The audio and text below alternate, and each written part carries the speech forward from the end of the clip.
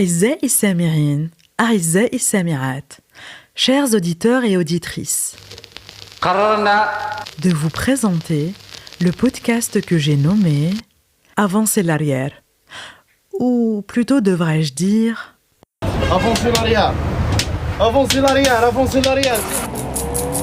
Où je vous propose d'avancer, mais en moonwalk. Et pour la suite de cet épisode, la psychiatrie made in Blady, je vais d'abord vous raconter une histoire les sratli quand j'étais à ma toute première année de psychiatrie.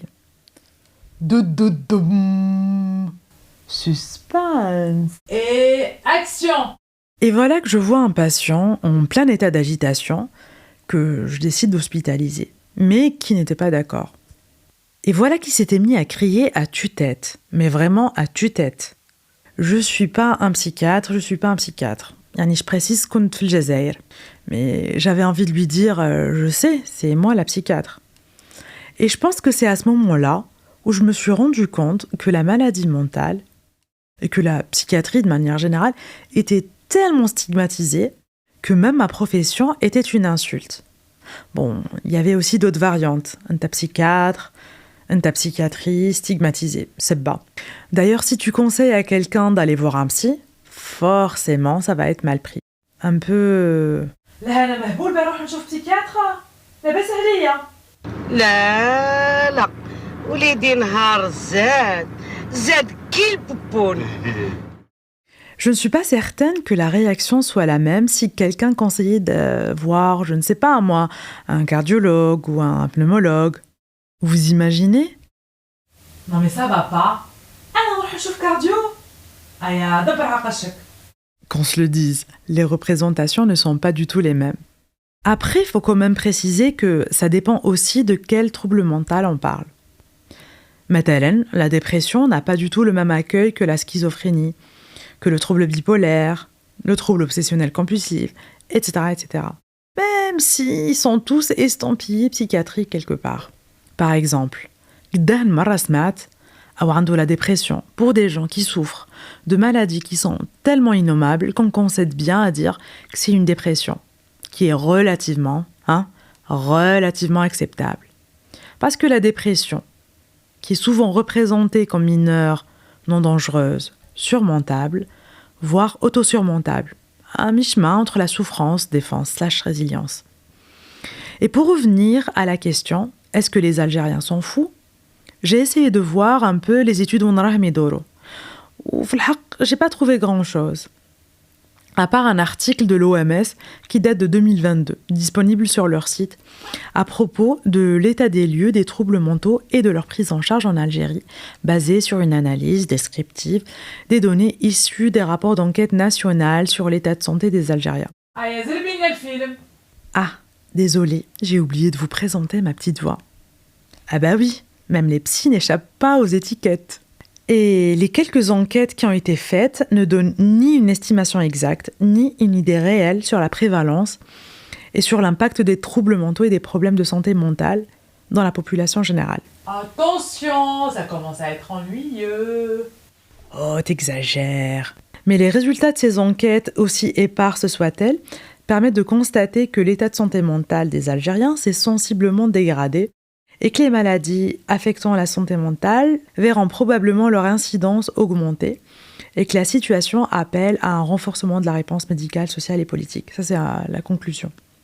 Mais en vrai, cet article, il est critiquable d'un point de vue scientifique pour un tas de raisons. Maintenant, par rapport à la taille des échantillons. D'ailleurs, vous avez bien remarqué, on ne parle pas de folie dans cet article, mais bien de troubles mentaux.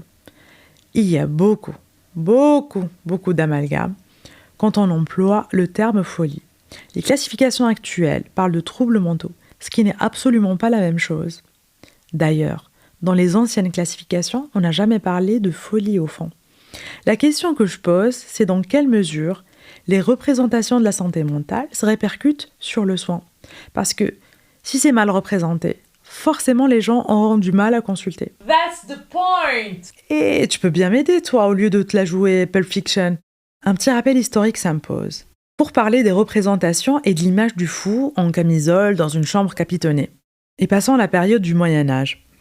Plus récemment, la psychiatrie a traversé l'époque des asiles psychiatriques vécus comme des lieux d'enfermement où les patients étaient traités et considérés, on va dire, différemment.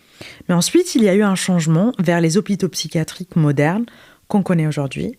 Et oui, on ne parle plus d'asile. Ou Madame Ninadra al-Jazair, je vais en profiter pour parler de l'une des figures de la psychiatrie humaniste qui a grandement participé à ce changement, qui s'est produit sur les terres algériennes. Je parle bien sûr de Frantz Fanon, qui a eu un lien particulier avec l'Algérie et avec les Algériens. Waouh, quel homme! Lui qui s'était fait connaître aussi pour sa vision de la psychiatrie coloniale et pour ses positions. Il avait épousé le combat anticolonial à l'époque et se considérait comme un citoyen algérien. D'ailleurs, il y est enterré aujourd'hui, conformément à ses dernières volontés. Vous pourrez vous recueillir sur sa tombe, enterré sur une paisible colline, pratiquement pas habitée selon mes souvenirs, à l'est de l'Algérie, fi Wilayt Tarf. En réalité, la psychiatrie, c'est aussi une spécialité qui est très jeune. Les premiers médicaments n'ont vu le jour qu'à partir des années 50, comme la chlorpromazine, un peu le papa des neuroleptiques. Je suis ton père.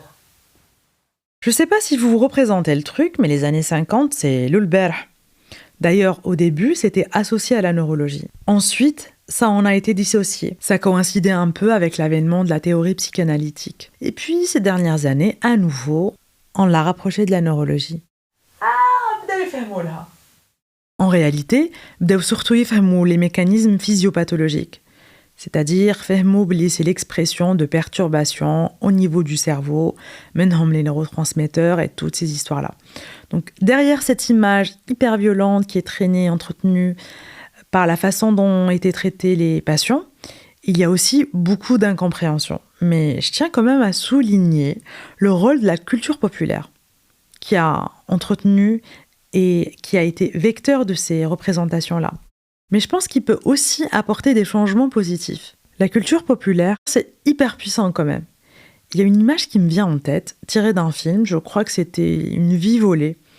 C'était une patiente qui avait des hallucinations et qui s'était bouché les oreilles, ensanglantée avec des épingles à nourrice. Vraiment une image très très choquante. Je l'ai eu en tête pendant des années. Le souci, c'est que vis-à-vis des patients, elle est lourdement préjudiciable, cette image. Et quand bien même la violence existe, elle est néanmoins noyée dans un océan d'hétérogénéité, comme elle existe ailleurs qu'en psychiatrie. Ça me fait penser à un patient que j'avais suivi, atteint de schizophrénie et d'hallucination, qui avait fait une réflexion pas du tout anodine. Il m'avait dit « Il paraît que les patients hospitalisés sont très violents. Moi, je voudrais jamais être hospitalisée pour ça. » Et aussi, combien de fois j'ai eu droit à « Wesh, ça va le mhebel, comment ça va avec les fous ?» Alors que parfois, quelques-unes de ces personnes, en aparté, me demandent même des avis médicaux. Alors, la lecture que j'en fais, c'est que ça reste difficile. Il existe un certain paradoxe, celui où on va continuer de transmettre certaines idées véhiculées par la société, parfois de façon machinale, presque comme un réflexe, puis d'autres fois juste histoire de ponctuer des conversations en vrai. Et d'un autre côté, je me rends compte que les mentalités commencent à changer. Il y a des prises de conscience à l'ère des réseaux sociaux, ça c'est un autre débat que j'aborderai dans un autre épisode, et à l'ère du développement personnel. On se permet plus de briser la glace à propos de la souffrance, qui après tout est humaine et universelle. Et je m'en rends de plus en plus compte au cours de ma pratique. Parfois, je fais des rencontres très étonnantes, comme l'histoire de cette patiente qui compte nakhdem fi Sahara. Mais si vous voulez connaître la suite, rendez-vous au prochain épisode. Maintenant, si, et seulement si vous voulez faire vivre ce podcast et le sortir des abysses d'Internet pour qu'il soit écouté par autres que Tata Hakima, Tata Delila et le chat de ma voisine, n'hésitez pas à le partager et à me laisser des étoiles sur les plateformes d'écoute. Comme ça, il sera écouté par Tata Hakima, Tata Delila, le chat de ma voisine et par vous. Ah, j'ai oublié. Aya, avancez-vous en arrière. زيد قدامك شويه زيد لاريال